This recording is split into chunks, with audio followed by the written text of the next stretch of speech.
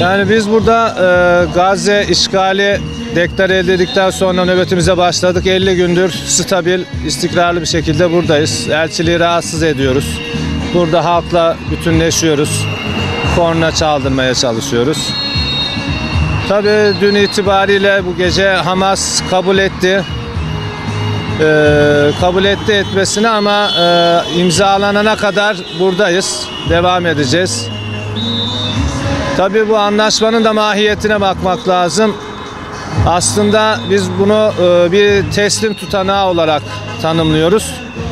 Ya çünkü bu ayıp Hamas'ın değil, bütün ümmetin ve emperyalizme, siyonizme uşaklık eden liderlerin ayıbıdır.